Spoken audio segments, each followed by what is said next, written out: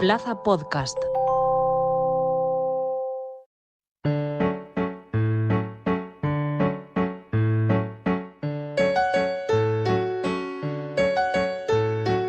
Esto es La Plaza de las Letras, un podcast literario.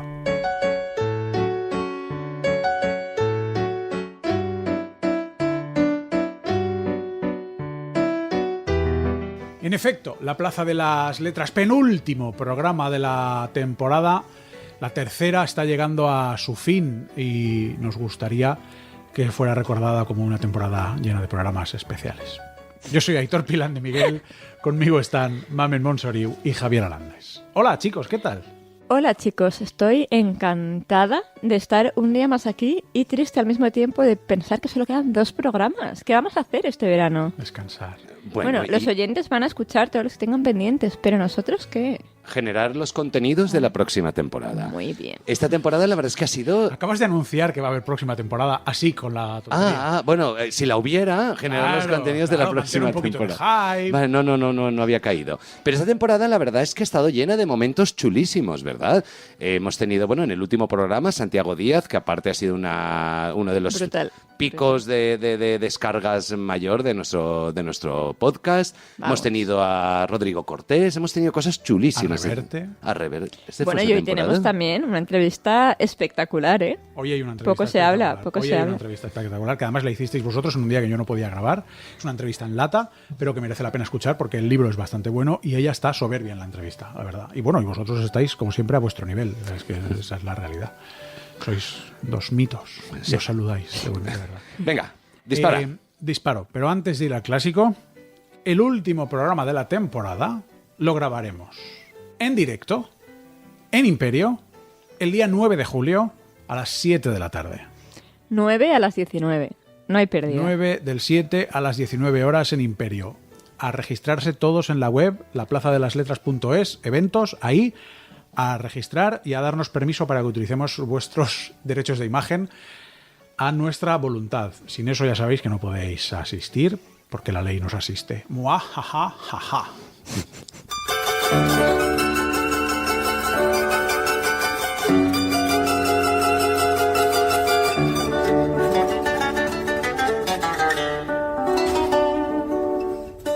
El clásico recomendado.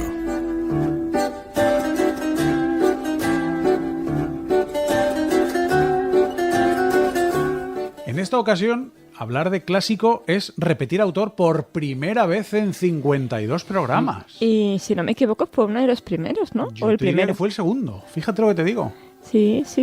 Porque coincidió con la entrevista muy con bien, Rodrigo correcto, Fesán. muy bien. Abrimos fue el con segundo. Santiago y el segundo fue Rodrigo. Qué fuerte. Y yo diría que hablamos de Moby Dick en el segundo programa. La Y ya verdad es que no lo estarán todos recuerdo. sabiendo cuál es el clásico de hoy, ¿no? Bueno, he adelantado que es de Herman Melville. Por eso. Pero no he adelantado qué libro es. Bueno, si ya hemos hecho Moby Dick. Claro, ¿Qué? el otro que queda, ¿no?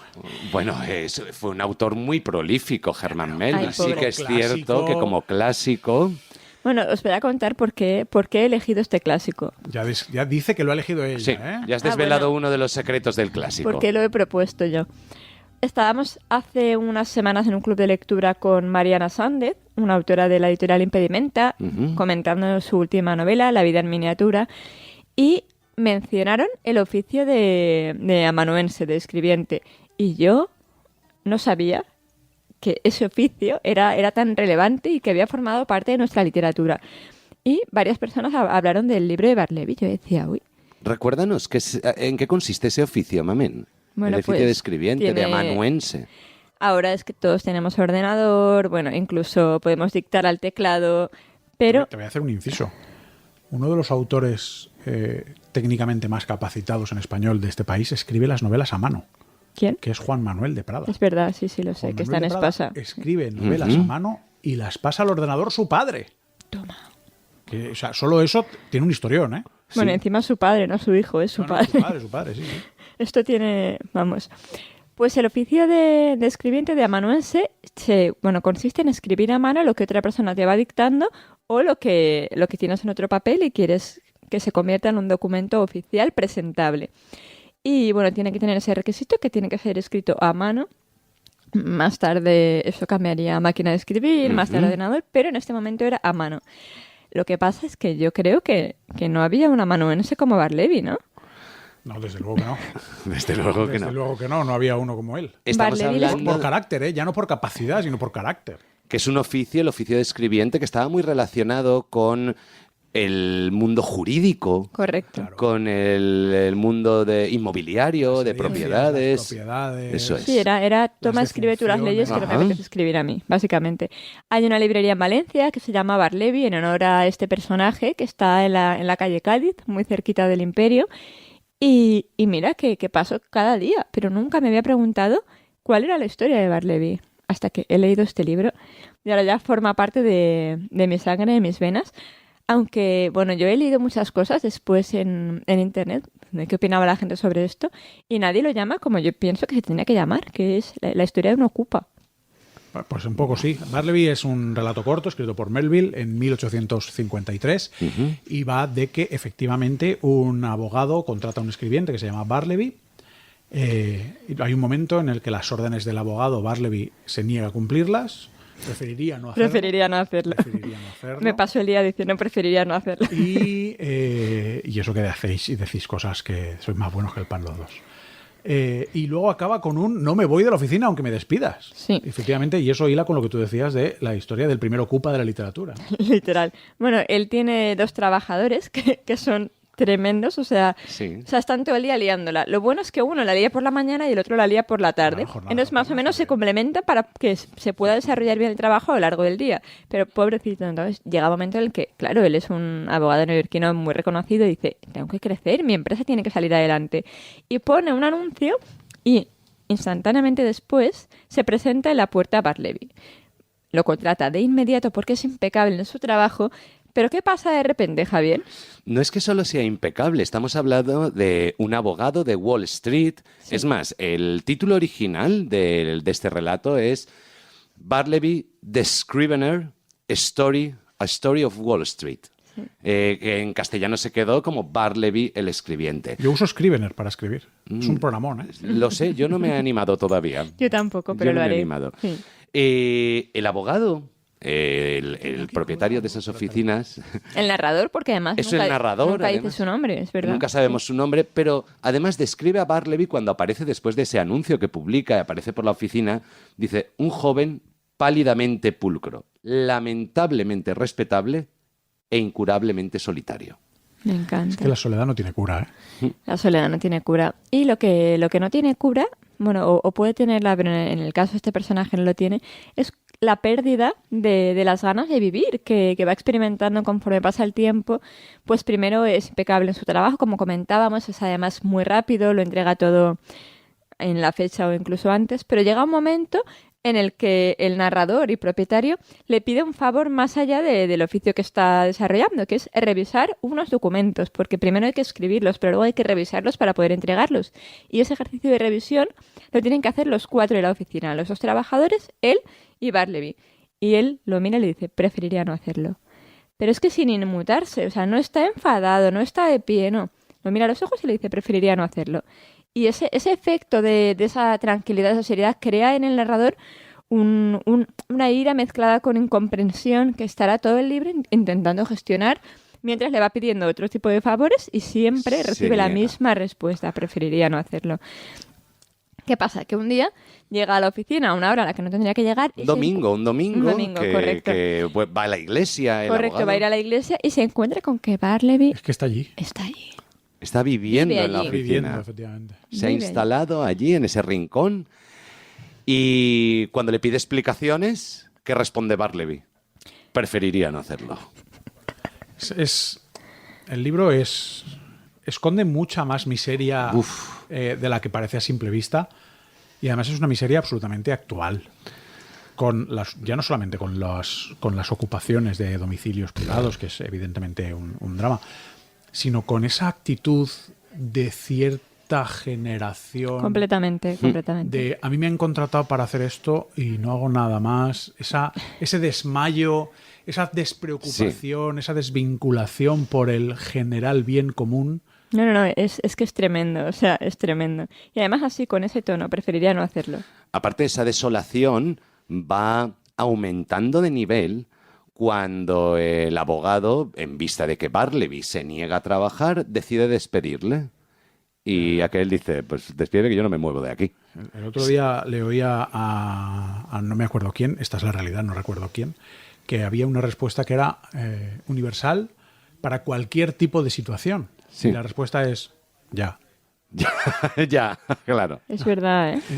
Y además es para bien, para mal, para sí. regular, para... Oye, enhorabuena, tanto con los hormillones. Ya. Oye, lo siento, es que te despido, te tienes que ir. Ya.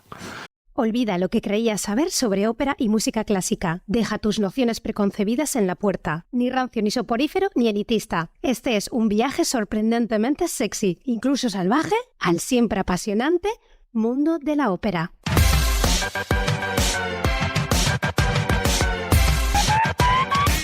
Ópera Stories, un espacio de Plaza Podcast para les arts. Ya disponible en Plaza Podcast y en las principales plataformas.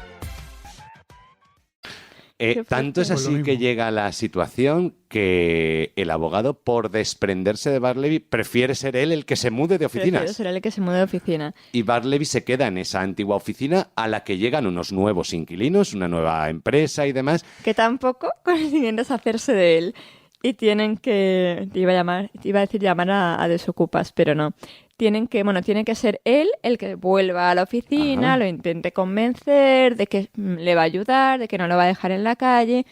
Total, al final se lo llevan los servicios sociales de este momento. Bueno, la policía realmente, ¿no? Eso Sí, lo lleva por vagabundo. Pero bueno, que en lugar de llevarlo a la cárcel, lo llevan a la cárcel un tiempo, pasa un poco de tiempo, y lo dejan como en una especie de residencia, donde el propio narrador, que se siente tan comprometido con esta situación, incluso paga a una persona dentro de ese lugar para que le dé más alimento del que comen. Bueno, sí que es una medio cárcel. Sí que es una cárcel. Está en una celda.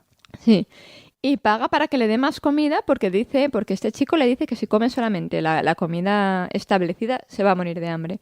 Pero es que cuando le ofrece esta comida extra, su respuesta sigue siendo la misma. Preferiría no hacerlo. Ya. Entonces, de preferiría no hacerlo, nos hemos muerto todos de hambre, Bueno, pero es que la realidad es que... El spoiler acabo de hacer. Uy. Bueno, Uy.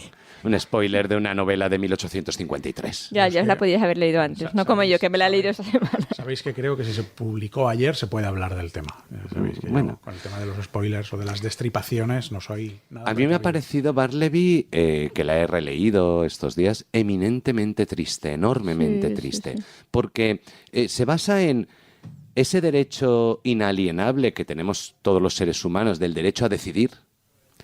Pero ¿qué pasa que cuando ese derecho a decidir lo está ejerciendo alguien que está decidiendo irse, decidiendo dejarse Mi llevar? libertad acaba donde empieza la tuya. Literal. Eso es una de las grandes verdades que la gente se le olvida. Sí. Y además la gente se le olvida con algo tan fundamental como llegar tarde.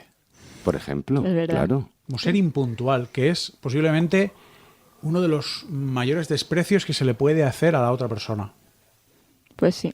Además, estamos hablando de un relato súper cortito que os animamos a todos a leer porque se trata nada más y nada menos que de menos de 100 páginas, que además pasan rapidísimo porque ya os digo que es una historia que genera este choque de decir, ¿cómo puede ser verdad? ¿No? A ver, ¿le va a pasar algo? ¿Va a tener una razón? No. Es que simplemente eso, como esa desolación la que lo invade. Y además dicen por ahí las malas lenguas que si Melville no hubiera estado medio loco en ese momento, no habría sido capaz de escribir esta novela, porque al parecer tiene tintes autobiográficos de cosas que a él le habría gustado hacer, ¿no? Como ese pasotismo innato.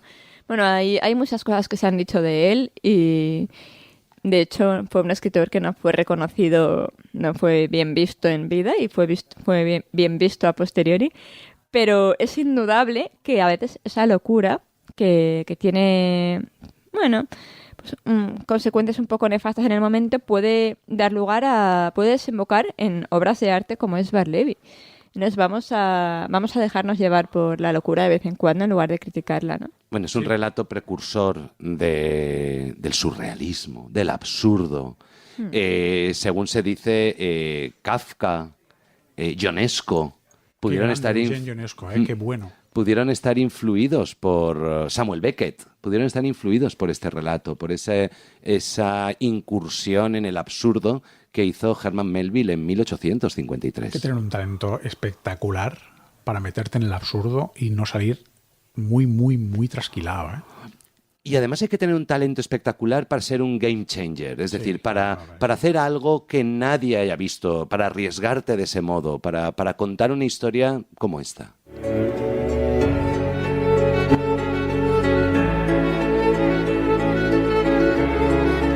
¿De qué vienes a hablarnos hoy, Javier? Porque si hablamos de la historia de Herman Melville y Bartleby, tú también nos vas a contar algo. Pues mirad, en nuestro último capítulo tuvimos con nosotros a Santiago Díaz durante todo el programa. Un programa bonito, ¿eh? Muy bonito porque además él con enorme generosidad se prestó no solo a la entrevista en directo, en el estudio, sino que se prestó a estar todo el programa con nosotros y comentar un clásico que él había elegido. Y surgieron muchas conversaciones, surgieron muchos temas. Él, como había elegido un clásico de Stephen King, había elegido Cementerio de Animales, se remitió también a ese libro sobre escritura que tiene Stephen King, que se llama Mientras escribo. Y en esa conversación nombramos a Haruki Murakami y su libro ¿De qué hablo cuando hablo de escribir? Y entonces, gracias a esa conversación, dije, voy a releérmelo. Voy a releer a... De todos modos, cualquier excusa es buena para releer a Murakami. Sin duda, sin duda.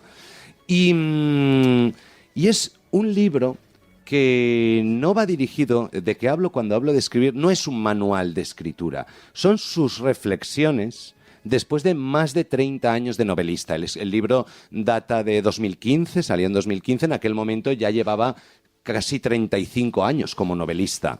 Ahora, pues, sumémosle los que hay hasta 2024. Y lo que hace es dar una visión de lo que es para él el mundo de la literatura, la vida de una persona que escribe. Entonces me he sentido muy identificado en muchas cosas de las que dice, en otras menos, pero cuando yo leí ese libro, lo leí como lector y ahora lo he leído como escritor. ¡Qué bonito! Y entonces me ha llegado, algunas cosas me han llegado mucho.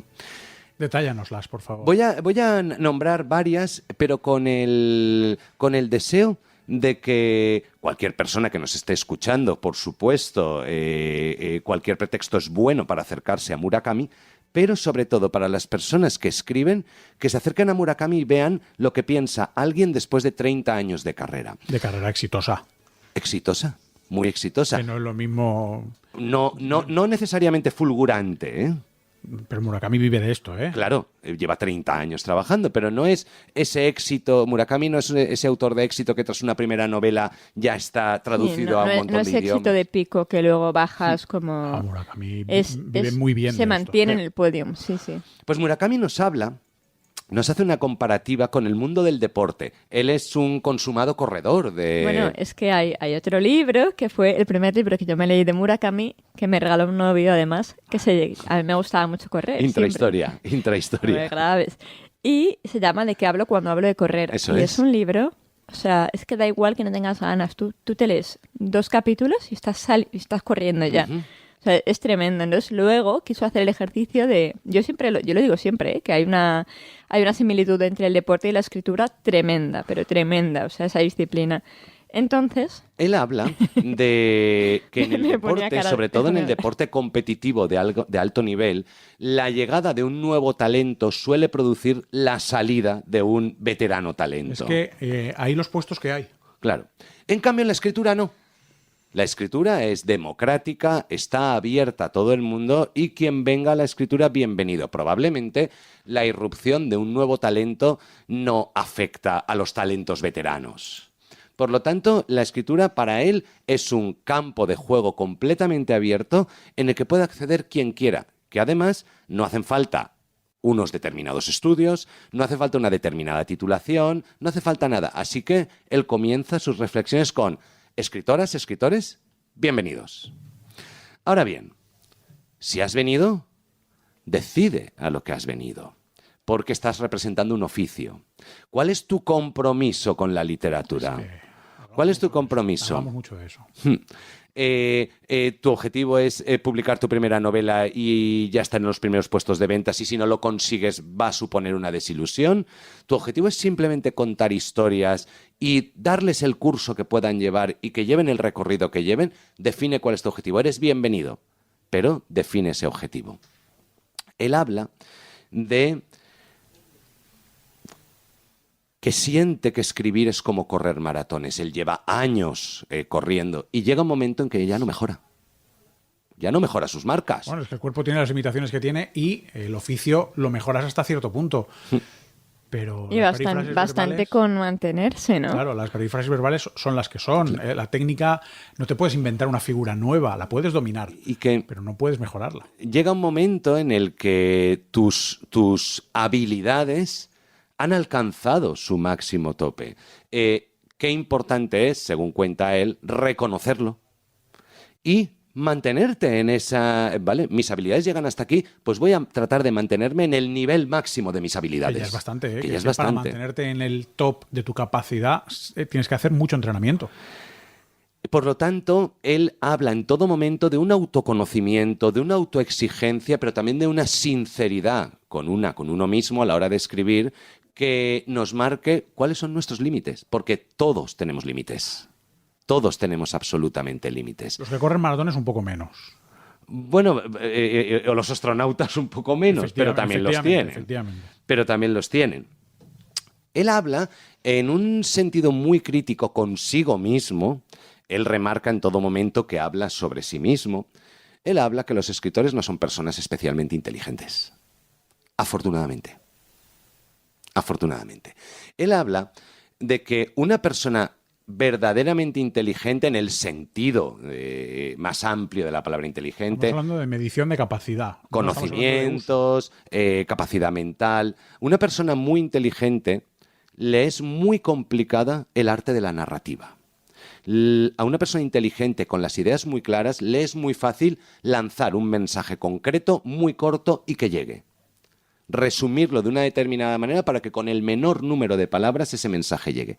El arte de la narrativa no es así. A mí me parece que simplifica mucho eso, ¿eh? El arte de la... Yo creo que la eficacia... Sí, evidentemente la eficacia va muy hilada a la inteligencia, pero la inteligencia también va muy hilada a la narrativa, al relato.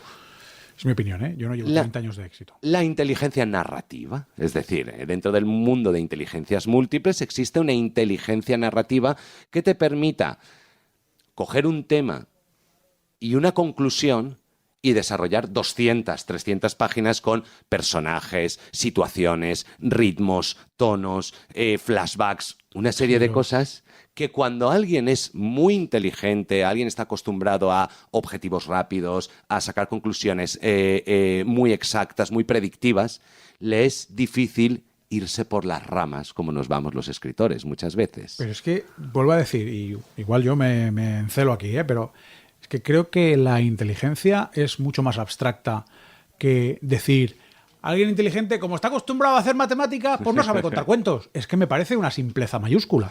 Bueno, a ver, yo invito a que leamos este libro. Estamos aquí en una sección muy corta y es unos tips que él va relatando. Evidentemente los cuenta de una manera mucho más amplia. Pero cuando los cuenta y los explica, yo he estado eminentemente de acuerdo con él. Es decir, no hay que ser una persona de una inteligencia suprema para poder contar historias. Y es más, tener una grandísima inteligencia puede restarte algún determinado valor a la hora de contar alguna historia. También te puede dar determinados valores. Sí, claro, evidentemente te puede dar el valor de las conclusiones. Sí, pues me parece de un simplista terrible.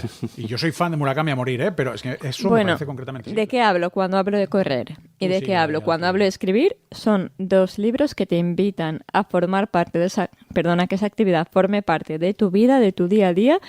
Y si no te motiva eso, olvídate porque no te motiva nada. Así que, escritores del mundo, ¿de qué hablo cuando hablo de escribir? By Javier Alandes, que siempre nos trae los mejores libros al programa.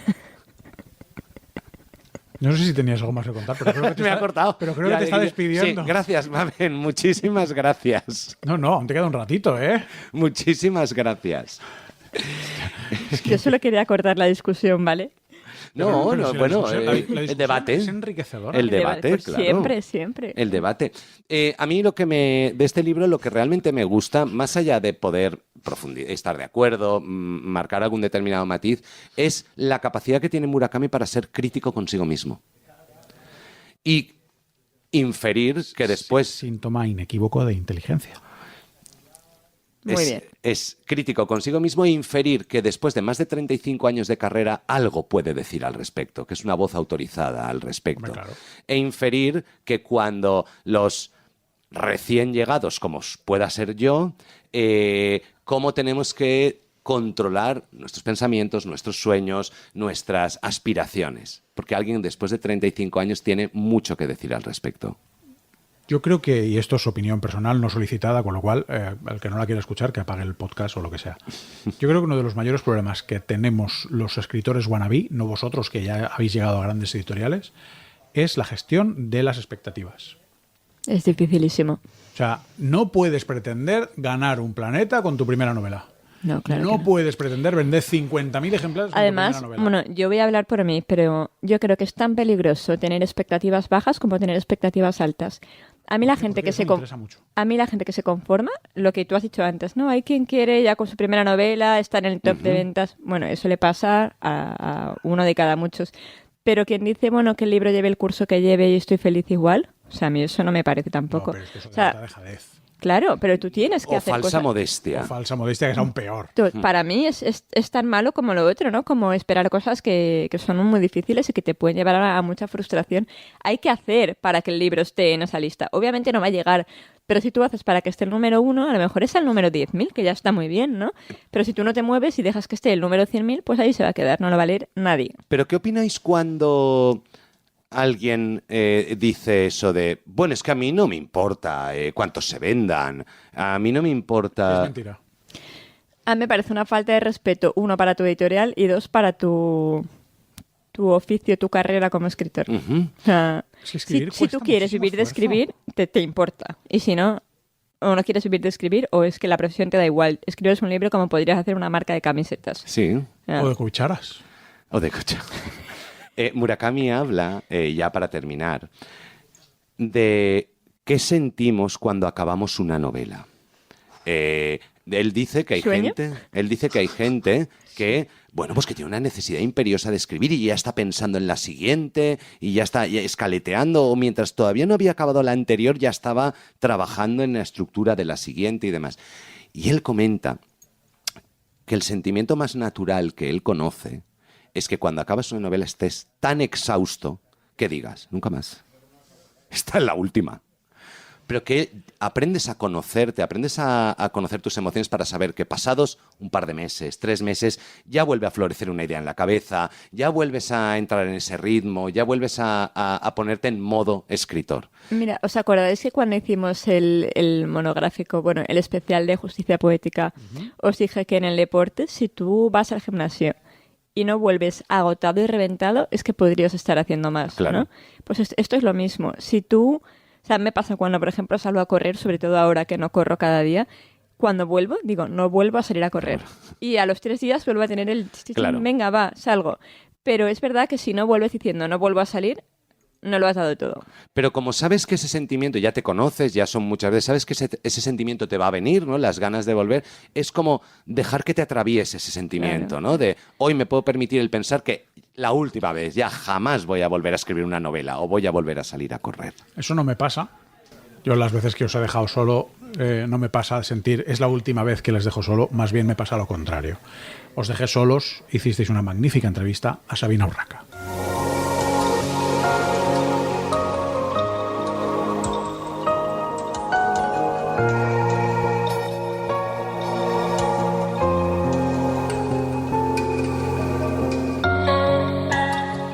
Nadie está más deseoso de olvidar quién es que un adolescente. Todo exorcista, para poder serlo, debe haber tenido al demonio dentro al menos durante un segundo. La letra queda muy bonita, pero se come el cemento. Estas 3 magistrales frases y muchas más tienen en común que están contenidas en el mismo libro titulado El celo, escrito por Sabina Urraca, y publicado recientemente por Alfaguara. Sabina Urraca, escritora, editora, autora de las novelas Las niñas prodigio, Soñó con la chica que robaba un caballo y Cha Cha Cha. Acaba de publicar su cuarta novela. Sabina, un placer tenerte en la Plaza de las Letras. El placer es mío. Muchísimas gracias por acompañarnos. Forma parte de nuestro podcast el poder entrevistar a una escritora, a un escritor que haya publicado recientemente, como es tu caso. Y la primera pregunta siempre es la misma. Sabina, ¿qué nos vamos a encontrar en El celo? Pues El celo es una historia que parte de una persona, una mujer, la humana, que así se llama, que se encuentra después de una fiesta de la que vuelve medio drogada, bueno, en la que está medio drogada, se encuentra a una perra abandonada y se la lleva a casa un poco llevada por esta oxitocina que se segrega con el MDMA, que es el mismo que segregan las embarazadas, la oxitocina, sí. Y al día siguiente dice, Dios mío, ¿qué he hecho con este animal? ¿No? Sobre todo porque la humana está en un estado terrible de su vida, en un momento terrible. Y bueno, al principio piensa que la perra es vieja y no vivirá mucho tiempo, pero esta perra lo que pasa es que está estropeada de vivir en la calle, inmediatamente se va transformando en un cachorro que tiene mucho más energía que la humana, que la arrolla, ¿no? Y encima, por si fuera poco, de pronto a la perra le viene el celo. Y esto desata en la humana pues una serie de recuerdos, ¿no? Flashbacks, malestares, que se nos van contando poco a poco y nos va desvelando un poco el misterio central de la novela. El celo, que además de ser el título de la novela, como acaba de contar Sabina, es también este periodo que sufre la perra, en la que busca otras perras, bueno, sangra, etc, etc, etc. Ella hace algo que resulta exquisito, que es comparar el celo del animal con el suyo propio, mediante pues recuerdos en los que va recordando cómo, en lugar de huir del monstruo, corría hacia él, lo buscaba en todas las partes que hiciera falta, y así va creando un estilo propio, que es la comparación del instinto, bueno, el desatamiento de su propio instinto animal. ¿Cuánto instinto animal crees que tenemos los humanos? Yo creo que muchísimo más de lo que nos gustaría pensar, ¿no? O sea, no más allá del celo, ¿no? O sea, en su sentido sexoafectivo, para mí el celo ya al final en la novela casi engloba un montón de instintos, ¿no? Como subterráneos, animales, muchas violencias internas que nos mueven a todos y que muchas veces no nos damos cuenta de que están ahí o no queremos reconocernos que están ahí, pero están. Esa primitividad, eso primitivo de la animalidad humana, es otro de los temas centrales de la novela, ese paralelismo entre la perra y la humana, esas contradicciones que tenemos los seres humanos, esas cosas que hacemos sabiendo que no son correctas, pero que a lo mejor ni queremos parar ni sabemos parar, Sabina. ¿Esa contradicción forma parte de nosotros también como personas? Absolutamente, y lo mismo, muchísimo más de lo que nos gusta reconocernos, ¿no? De hecho, pasa mucho que con ciertas problemáticas sociales, como puede suceder, por ejemplo, con el maltrato, ¿no? No sé, o con víctimas de muchísimas violencias subterráneas que no está viendo todo el mundo en directo, ¿no? Sucede que se culpa, ¿no?, a la víctima de no haber sido consciente, de no haberlo señalado, incluso no se la cree, o sea, es muy complicado. Y entonces lo que sucede es que muchas veces no nos damos cuenta de lo que estamos viviendo, ¿no? Precisamente porque estamos pues poseídos por ciertas cuestiones animales, ¿no? De pertenencia, de lealtad, ¿no? Como de apartarnos de alguna forma de la desgracia y no creernos que somos parte de ella. Entonces, sí, todo esto obviamente está, o sea, la contradicción permanente en nuestros comportamientos es algo que está presente constantemente en la vida, ¿no? Se está tendiendo mucho, yo creo, a una visión maniquea de la vida, ¿no? Todo el mundo tiene que ser íntegro, todo el mundo se finge íntegro absolutamente y consecuente, y eso es absolutamente imposible. Y yo creo que cuanto antes reconozcamos nuestra propia complejidad y nuestra propia contradicción, mejor sabremos solucionar nuestros problemas y entender los problemas del mundo. Así es. Permíteme que haga un pequeño spoiler, Sabina, pero la primera página del libro arranca in media res en una escena entre la humana y la perra que están paseando y el dueño de otro perro le afea a la humana de que la perra está en celo y que por culpa de la perra igual su perro cruza la calle y lo atropellan. Exacto. Me parece algo brutal, pero tú lo cuentas en un ejemplo de algo que debe ocurrir todos los días, miles de veces. El afear a alguien que algo malo va a pasar por su culpa. Sí, esto es constante, ¿no? Y en los dueños de los perros hay esta proyección, además, ¿no? Como que se genera como una especie de pelea, como si cada persona tuviese que defender a su perro como si fuese como si se estuviese defendiendo a sí mismo o su propia identidad, su vida o a su propio hijo, ¿no? Y hay estas proyecciones, ¿no? De las que hablo en la novela, estas proyecciones de eso, ¿no? De sentir que, o hacer ver como que nuestro perro es como una parte, como una especie de órgano nuestro, ¿no? Que debe responder también a nuestros deseos, y en realidad se genera una situación como de servilismo o de esclavitud en la que un perro tiene que responder también a tu propia identidad, ¿no? Entonces, se produce tanto esta escena que cuentas como una escena en la que un dueño de un perro dice, no, mi perra ya está castrada, pero bueno, la cojo en brazos porque no me gusta que le huelan su cerecita, ¿no? Sí. Esta pretensión como de virginidad y de pureza en un perro, como si fuese un ángel que nos acompaña, ¿no? Cuando en realidad es un animal.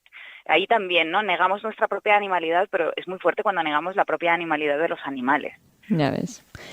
Hablas también de la fuerza como un nombre propio, que más que una sensación en sí, yo describiría como un lugar al que ella vuelve siempre dentro de sí misma cuando está en un momento de inseguridad o de maltrato o algo que le está costando sobrellevar y tiene que volver a ese poder.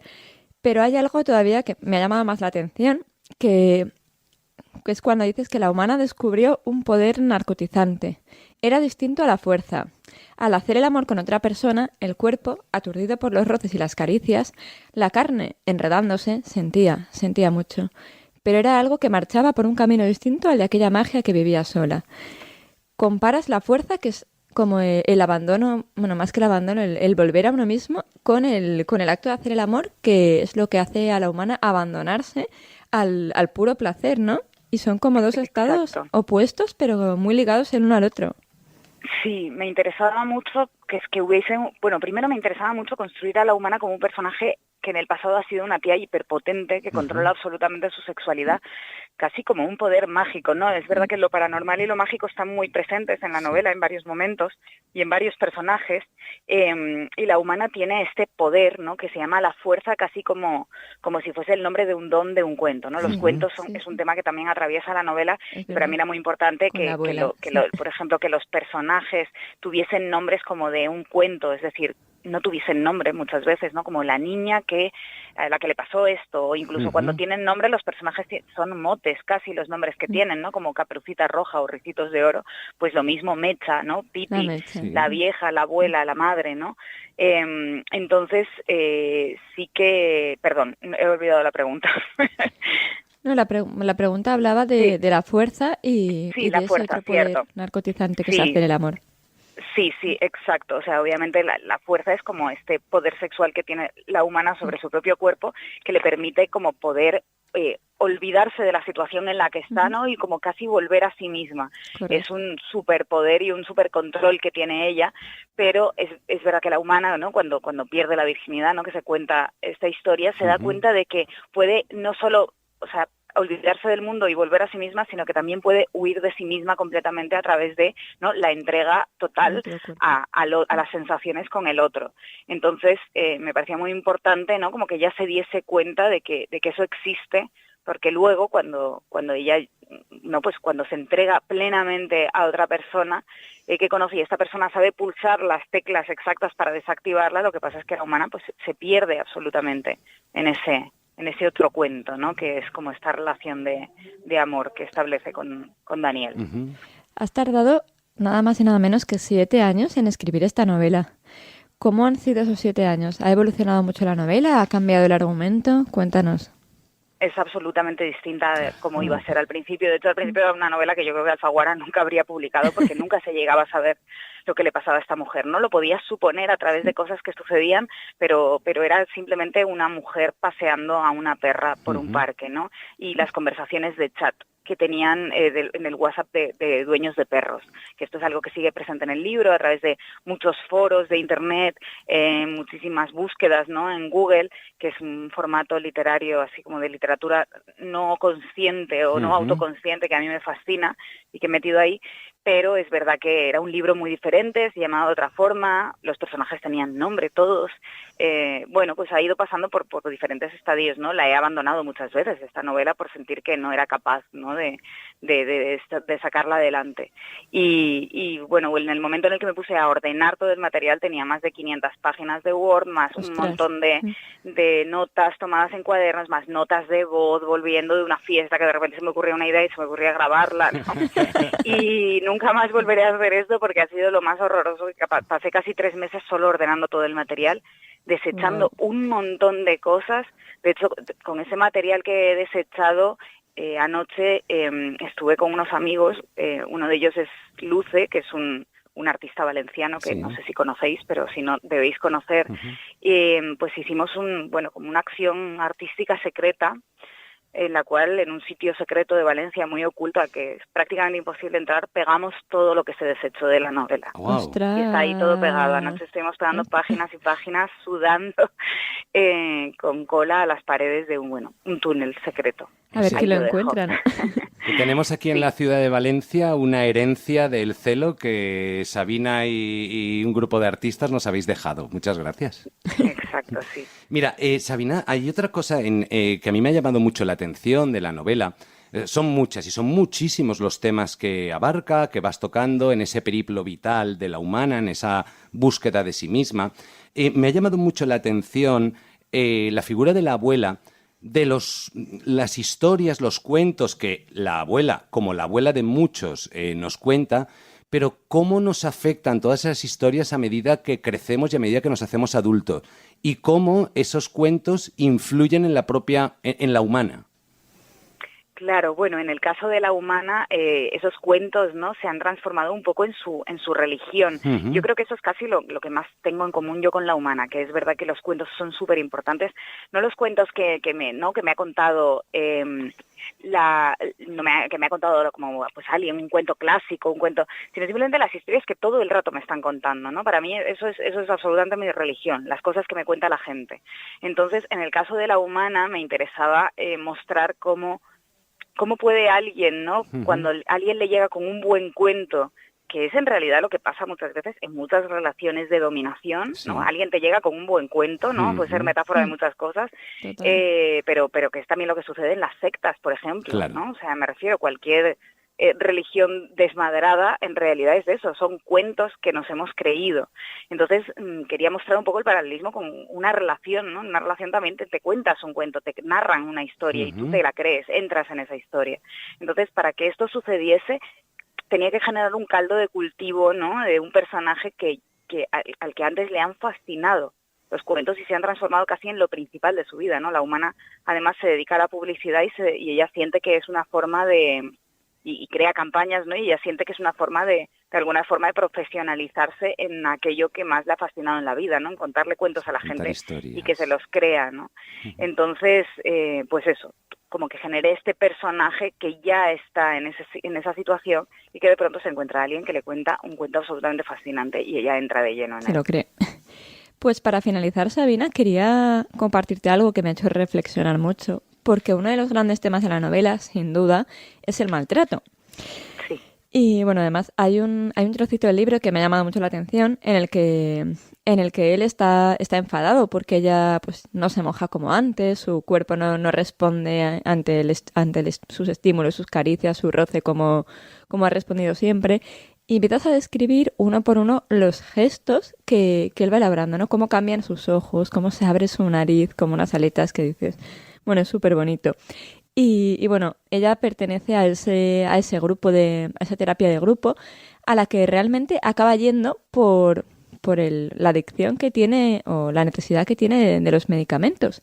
Entonces, me ha hecho reflexionar cómo delicados están el maltrato y los ansiolíticos, los medicamentos, ¿no?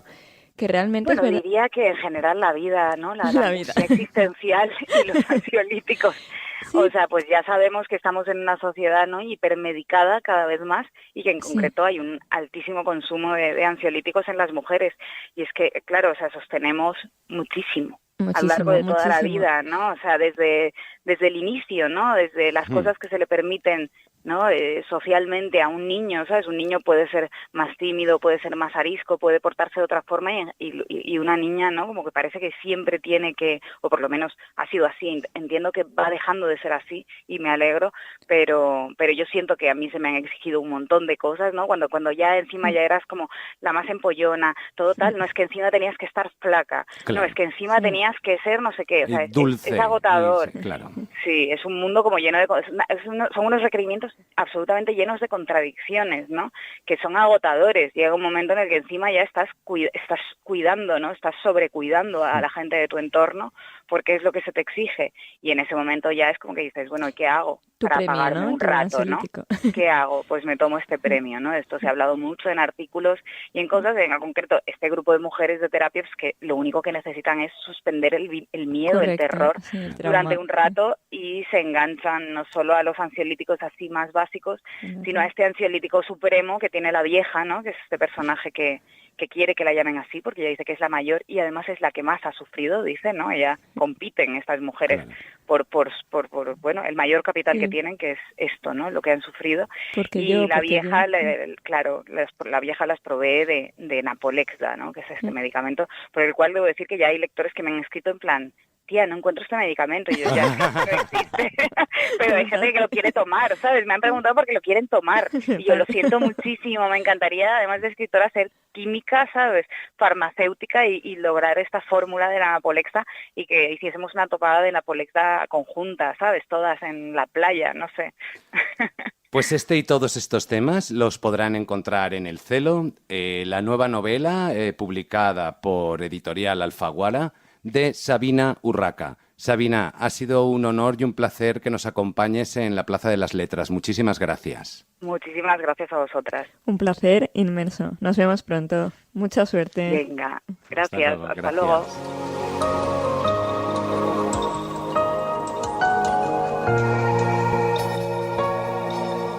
¿De qué nos vas a hablar en esta ocasión estupenda? Madre de Dios, las preguntas que se hacen a micrófono cerrado mis dos compañeros. Pero y yo lo a gusto que me siento de que tengamos esta confianza.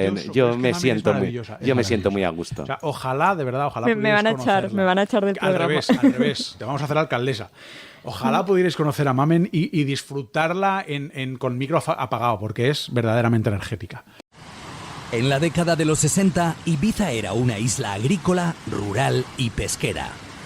La belleza intacta de sus paisajes conformaba la atmósfera perfecta para la inspiración de artistas e intelectuales. Hubo un tiempo en el que los sueños habitaban en una isla. Ibiza. 40 años de magia. Ya disponible en Plaza Podcast y en las principales plataformas. Sí. Yo creo que en las ferias del libro es cuando estoy más espléndida, ¿verdad? Bueno, en las ferias del libro yo disfruto de tus ocurrencias. Disfruto muchísimo. Ay, Dios. Bueno, hoy os voy a presentar a una escritora de la que todavía no habíamos hablado aquí en el podcast, pero que yo creo que es ideal para el verano, porque a mí en verano, bueno, todo el año, pero en verano en especial me encantan las novelas cortas, pero me encantan todavía más las novelas súper cortas.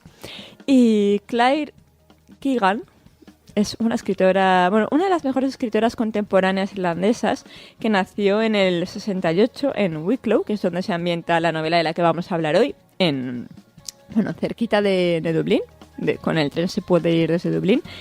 Y ella es conocida internacionalmente por escribir cuentos, por escribir relatos, pero es cierto que tan bien como se le da escribir esos cuentos donde yo creo que ella destaca por atender al detalle, a la cosita pequeña, además es muy buena haciendo finales, es muy buena haciendo principios, que eso para mí es fundamental. Ahora, tiene 3 novelas, toda su obra está publicada por Eterna Cadencia en castellano y...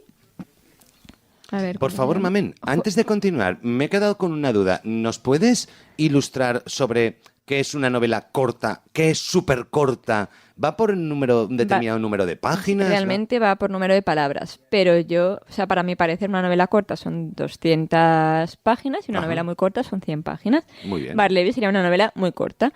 Pero en 100 páginas tú puedes hacer un relato, que el relato es qué chulo, o puedes hacer una novela. Una novela es que hay por lo menos 2 giros de trama, ¿no? Ajá. Por lo menos 2.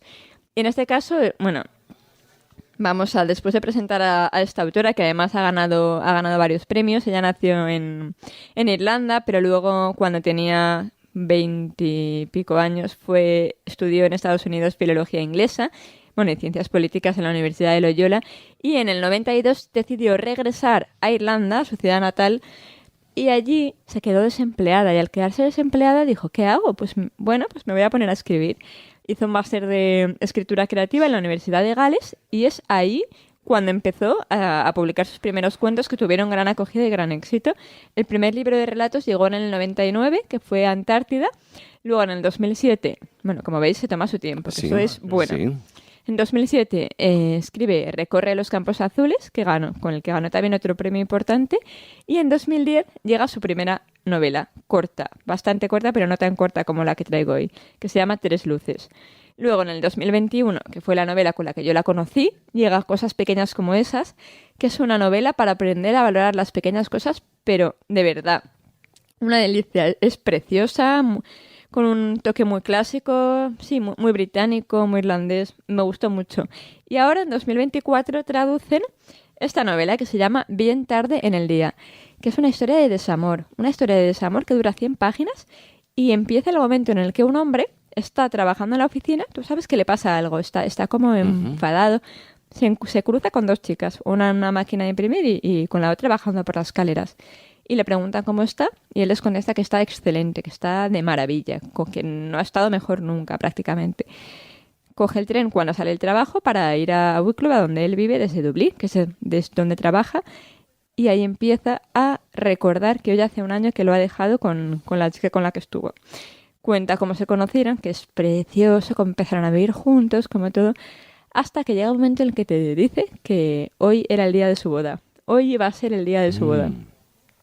Y por eso ha empezado la historia así, ¿no? Entonces es como una crónica del desamor, de lo que podría haber sido, lo que fue, en qué momento se tuercen las cosas, cuáles fueron tus fallos, cuáles fueron los míos. Es muy bonito y tiene un final. El hombre, cuando contesta que está excelente, no hagas muchos spoilers, porque yo creo que con esto que nos estás contando va a haber muchas personas que les apetezca leerlo. A mí el primero. Pero siempre. Esa respuesta, oye, estoy excelente, luego tenemos la información de lo que le está pasando. ¿Es excelente? ¿Puede ser cierto o puede ser mentira? En este caso es mentira. Y además esas 2 personas luego te das cuenta de que influyen en la trama. Por eso a ellas les ha contestado eso. O sea, yo iba anotando los nombres, Cintia, no sé qué. Digo, uy, ¿qué relación tienen estas 2 mujeres con Sabine? Sabine es la que estuvo, de la que se enamoró perdidamente, además de una manera algo tóxica. Mola mucho también el libro porque critica ese sentido de la propiedad que tenemos algunas personas de querer coger a alguien y eres mío, eres para mí. No, así las cosas salen mal. Claro. Entonces es un desamor, pero que si saliera bien no nos lo creeríamos, ¿no? O sea, de esta manera no puede salir bien. Y me gusta mucho, o sea, me ha parecido una historia de desamor bonita. ¿Es un desamor que proyecta cómo podrían haber sido las cosas si no se hubieran torcido? Y además, ¿en qué puntos, que se corresponden además con los giros de la trama de la novela, porque la novela consiste en un recuerdo profundo, ¿en qué puntos se tuercen las cosas? ¿Cómo se vuelven a colocar solas, pero ya está roto? Claro. Ya no hay vuelta atrás. De verdad es muy bonita como está escrita. Eso pasa en La La Land. Ay, mira, claro. Sí. Es verdad. Claro. Es una preciosidad y además, pues para llevártela a la playa, para leerla por la mañana antes de entrar a trabajar, con los pies en el sofá. Bueno, es muy guay. Pero es una lectura, ¿crees que es una lectura alegre o una lectura de esos que te deja un poco hecho polvo recordando cosas que han pasado en tu vida? Es que el final golpea y cuando el final golpea siempre te quedas bien. Vale. Lo que más me llama la atención de cómo describes la escritura de Claire Keegan es precisamente que has dicho claramente: sabe escribir finales y sabe escribir principios. Claro, ya está. Claro. Yo no necesito nada más. Me pasa lo mismo, sí. O sea, ya está. Bueno, estoy leyendo un libro magnífico que se llama La belleza debe morir, de Mercedes Corbillón, que es librera en Cronopios. Bueno, es una de las ventas de Cronopios, una librería, hay 2, una en Santiago y una en Pontevedra, en el norte. o sea, son capítulos muy cortos y todos empiezan y acaban de manera magistral. O sea, es imposible soltar esa novela. Estoy enganchada, pero como si fuera un amante. Dos reseñas por el precio de uno. ¿Qué te parece? No, lo digo porque como no voy a tener otra oportunidad hasta la temporada que viene. Venga, spoiler. Ya hemos dicho que el último programa será en directo. Ya, ahora decimos que el último programa no habrá reseña. Venga, contad más cosas. Bueno, que hay que leer, esa es la conclusión. Efectivamente, hay que respirar. Encontrar lo que nos guste y leerlo. Y si encima tienes gente maravillosa a tu lado que te recomienda libros y además piensan los que pueden ser mejor para ti, no tienes suerte en la vida. Mamen, ¿crees que el verano, fíjate que yo creo que para la mayor parte de la gente es una época de lectura, ¿no? Que hay un poquito más de tiempo libre. Yo leo menos en verano, fíjate. La mayor parte de la gente, la tendencia, no las excepciones. ¿Crees que hay lecturas más de verano, menos de verano? ¿Que hay unas temáticas que son más adecuadas para las vacaciones o no? Como librera, ¿qué opinas? Yo creo que en verano dejamos entrar más el amor. El amor y el desamor. Es como que eso que durante el año queremos evitar un poquito para que no nos moleste nuestra rutina y nuestra corriente trabajadora. Yo creo que en verano sí que le damos ese espacio. Yo por lo menos es lo que observo en la librería. Qué bien, qué chulo. Y amor no quiero decir novela romántica, no, quiero decir para nada. esto. Claro. Aitor, ¿nos contarás en el último programa de la temporada por qué en verano lees menos? Pues si me lo preguntáis, sí. Me tengo que pensar una excusa. Porque tengo menos tiempo. Me voy a callar. Bueno, esto se termina. Fantástico. Queda un programa. El último programa lo grabaremos en directo el día 9 de julio a las 19 horas en Imperio. Todo el mundo a registrarse en la web de la plaza de las letras.es, donde, por cierto, vamos a empezar a publicar reseñas de libros y alguna cosita más para que estéis todavía más cerca de lo mucho que nos queréis. Respetando la frontera, ¿eh? Que si hay una línea, pues mantengamos las distancias, por favor. Mamen Monsori, muchísimas gracias. Gracias. Ya nos despediremos como Dios manda con público. Por aguantarme. Es un placer. Javier Alandes, muchas gracias. Bienvenida a esta maravillosa rutina de juntarnos cada poquito tiempo y hablar de libros. Nos va a tocar un verano largo sin hablar de libros. Yo soy Aitor Pilán de Miguel y os digo una cosa. Pedazo de sorteo que vamos a hacer al final de temporada. Nos superamos. Shit Little Parrot o, en español, Cágate Lori. Kill Me Truck. Efectivamente. Ha sido un placer. Hasta pronto.